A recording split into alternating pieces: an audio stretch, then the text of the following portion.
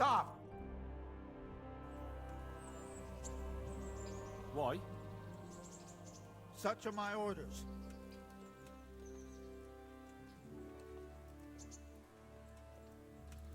Whatever you're being paid. Off you go.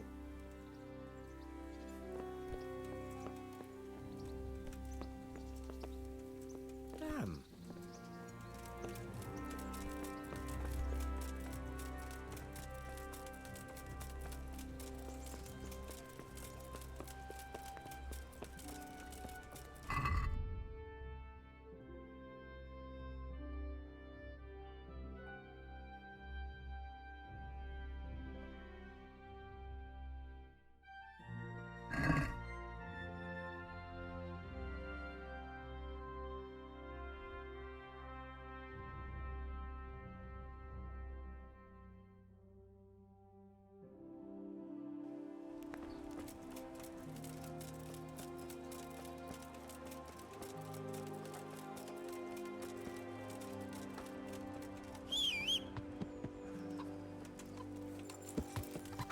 Yeah.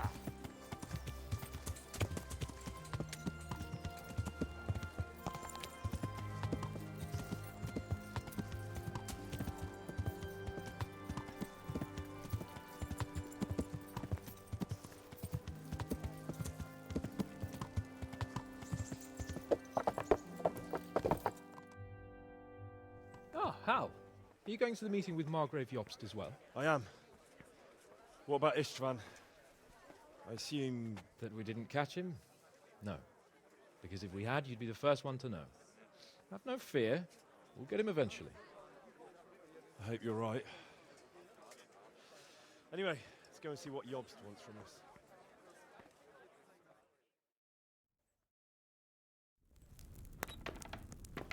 My lords, Christ's blessings on you all. And on you, Lord Capon. And this is my son, Henry. I didn't know you had a son, Sir Redzig. Came as a bit of a surprise to young Henry, too.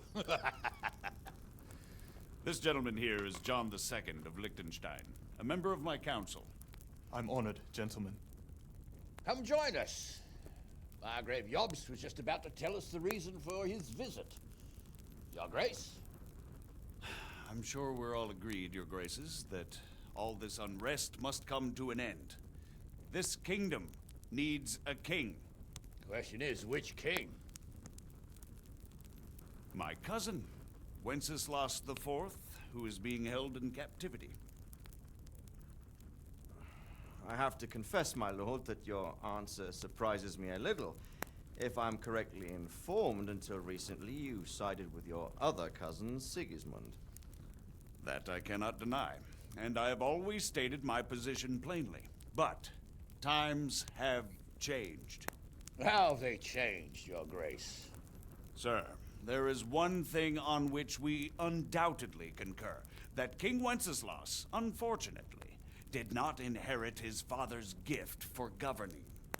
Sadly, his failures have cost Bohemia, the nobles, and our whole Luxembourg family a great deal of money and effort. How did the king let it go so far, damn it? It's in his temperament. He cares only for wine, women, and the hunt. A king, in fact, who never wanted to be king. Then why didn't he just let his brother have the crown? Young sir, the crown weighs heavy when there are duties to be performed, but to surrender it means giving up great privileges too.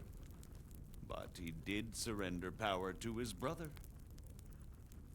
When things started getting out of hand, Wenceslas appealed to Sigismund for help in restoring order. What you're saying, Wenceslas invited him here? This is starting to make my head spin.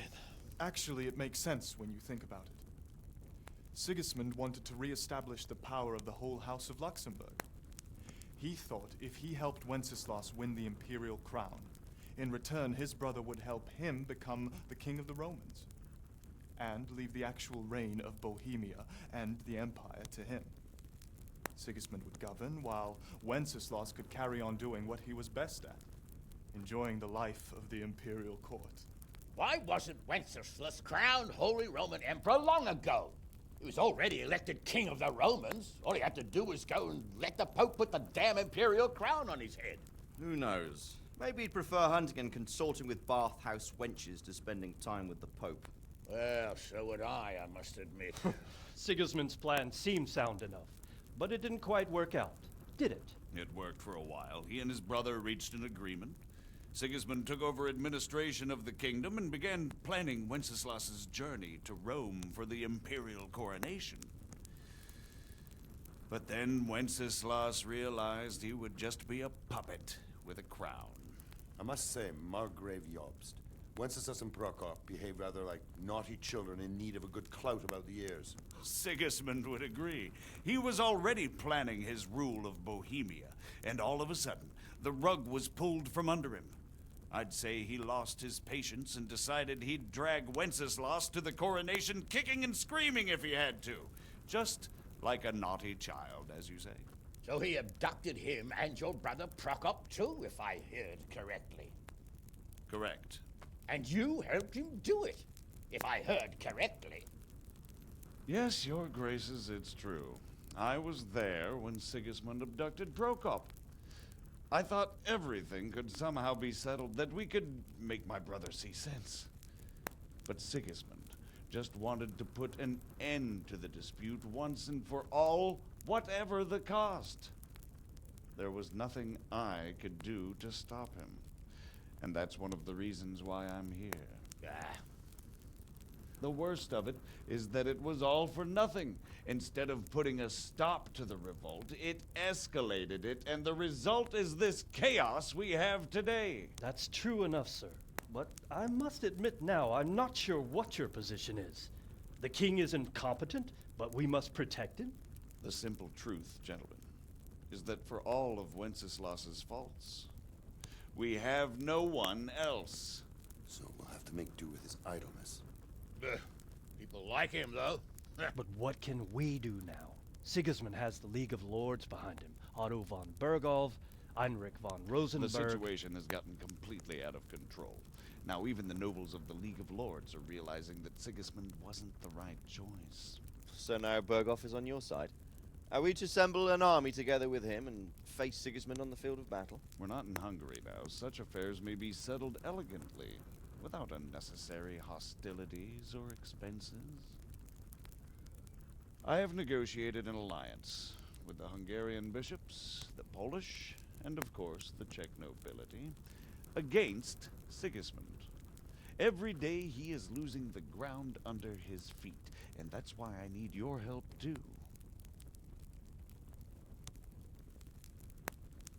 What kind of help, though? Sigismund has a massive army, and Rosenberg, Berghoff, and Prague are behind him. Do you have an army you could face him with? But that's not what I mean at all.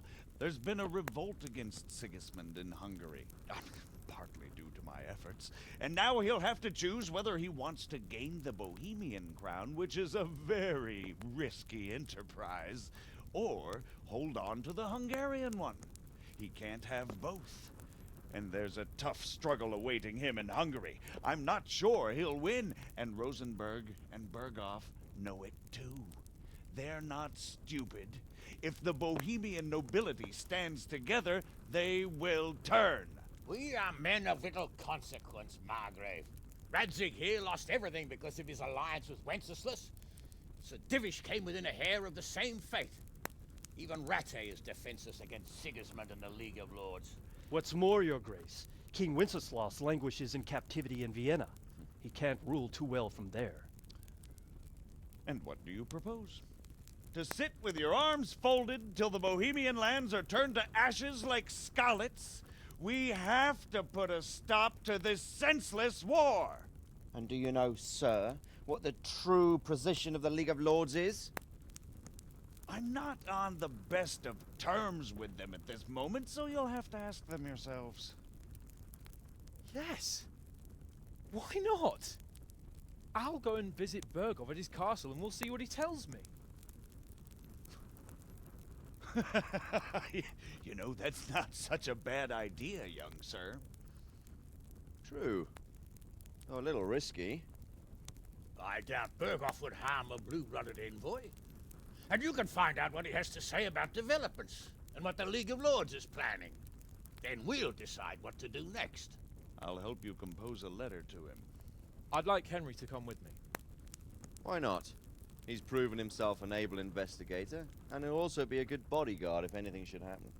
And I'll send Sir John here to Gutenberg to be my eyes and ears there. I believe both your reports will help us get a better grip on the situation. When can you set out? Just as soon as I've packed my things. Excellent. Margrave Yobst and I will draft the letter. Get ready, and we'll meet back here.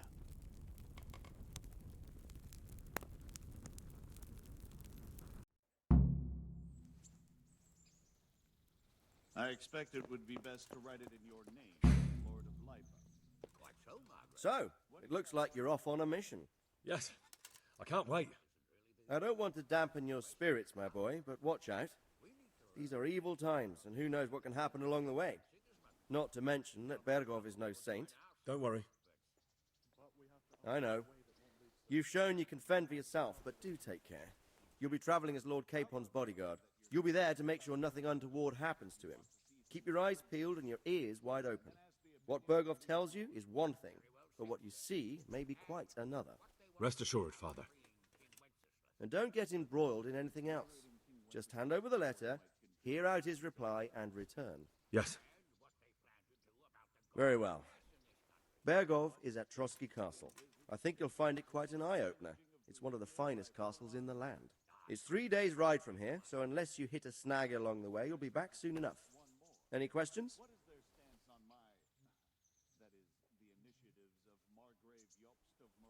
That's about all. Very well. Whether they plan to take action against them or support their efforts. You read my thoughts, sir.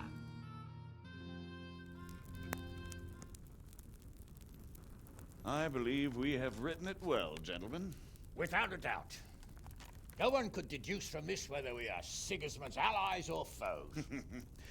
I must travel back to Brno now, but soon I will go to Brandenburg and I will stop here on the way back. By then, Sir Capon should be back and we can discuss how to proceed. Right. Before you leave, my lord, there is one thing that gives me no rest.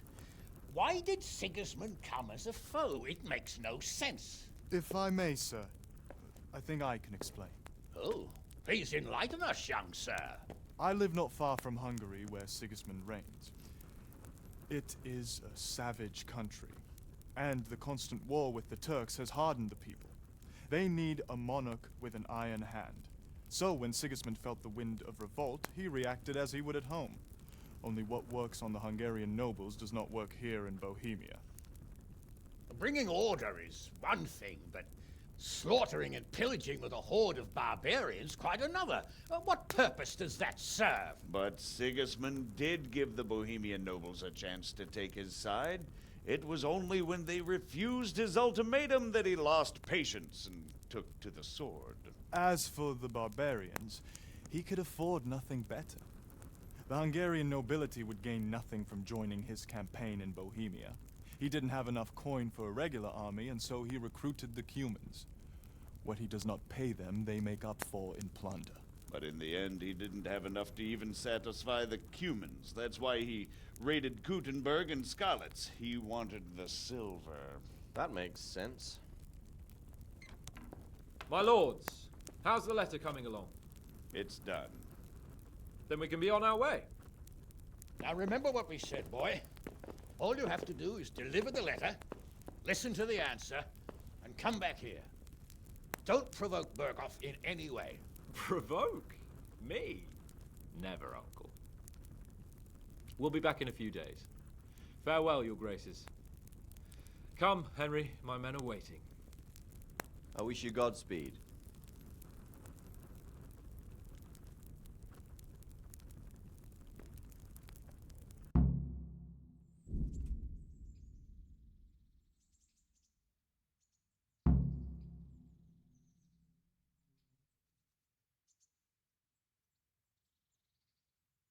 Come now, Hal. My men are mustered in the courtyard. We can get going. Greetings. See you later.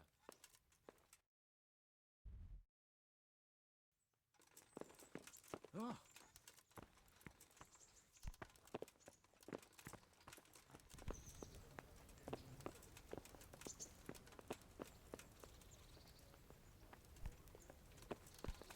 Hey!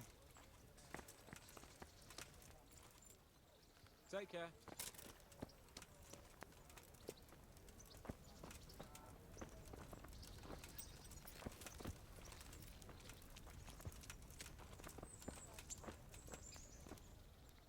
Goodbye.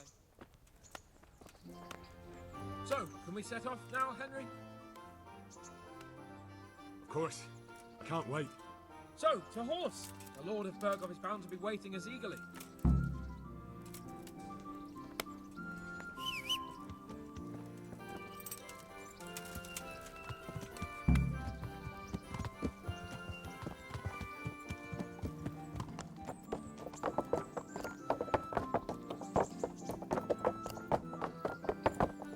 Yeah.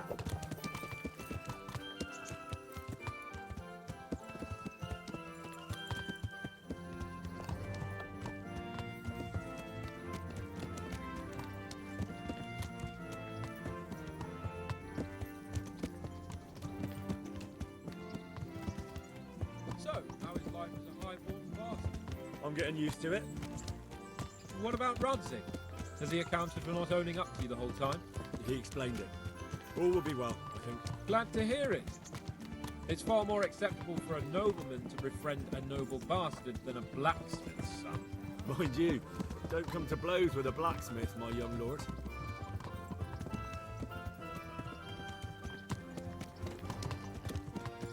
What do you think about Sir Yobst and his plan? Well, I admit all the scheming has me a little lost. I thought Sigismund was the devil, Wenceslas a martyr, those on his side the heroes, and those against him the villains. I believed we'd rescue the king and all would be well again, but now it looks a lot more complicated. Exactly. I didn't expect the noble lords to be as noble as the angels, but I hadn't expected such a sewer. They behave like children. I can't fathom how after all this backstabbing they're somehow still on speaking terms. I don't know either. Beggars belief.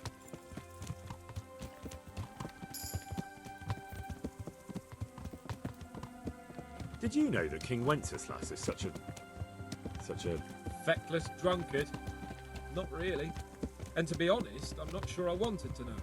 I slept better believing my fate was watched over by a wise and powerful monarch. So did I. What a dismal world when you can't keep trust in your own king. On the other hand, times were better with him here than with him gone. Isn't that the truth?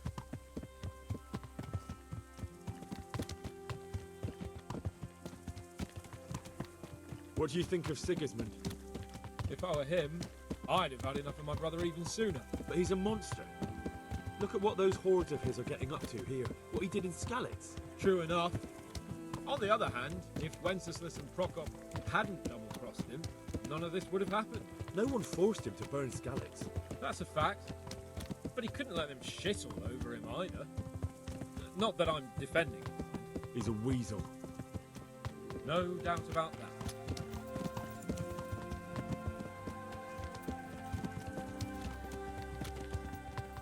Do you know anything about Prokop? Ha! Sir Hanush could tell you a thing or two about it. Why? Last winter, a certain Sir Jan Sokol of Lamberg, a well-known knight, or robber baron to some, tried to occupy the city of Iglau, which was on the orders of none other than Prokop. And what has that got to do with Hanush? Well, he was there with him. Of course, that's not something to brag about in front of Jobst. And what was it all about?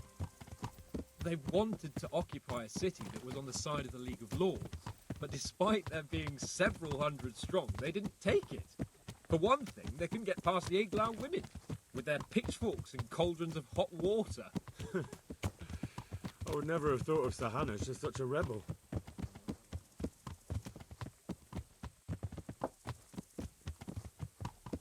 And have you heard anything about Rupert of the Palatinate? A little. He can't manage even to wrest power from a king who doesn't much care for ruling and isn't fighting back. That doesn't seem like a man who has what it takes to rule. And that's all I need to know.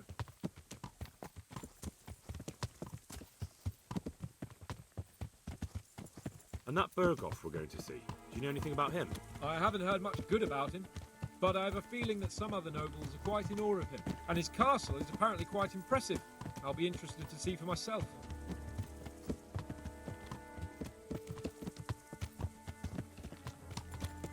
And what about the League of Lords? Wealthy, pompous. The king doesn't seem to like them much. He's chosen to let the lesser ranks of the nobility into his circle, men like your father. I admit I don't blame him one bit. But the lords weren't happy about their lost influence, so they put their foot down. If I were Wenceslas, I'd have let them hang after they abducted me the first time. But he gave them seats at the provincial council? Little wonder they're back at their old tricks.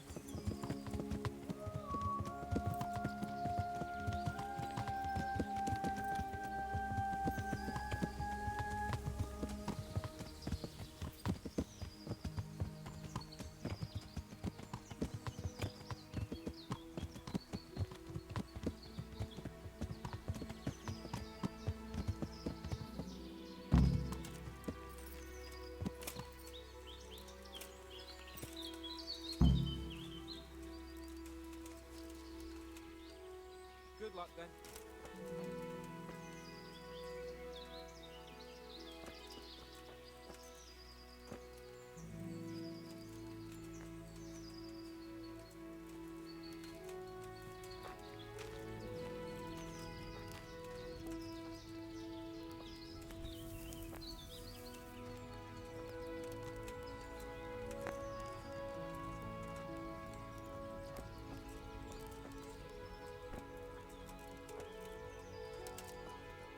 How about it, Henry? Can we go? Are you ready for this? Of course. At last I'll get to see more of the country and have a bit of an outing. Quite.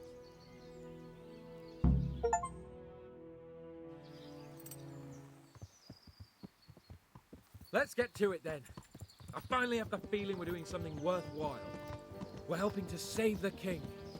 Instead of saving his drunken majesty, I'd rather find that whoreson who murdered my parents, get the sword back from him, and skewer him with it. Cheer up, Henry.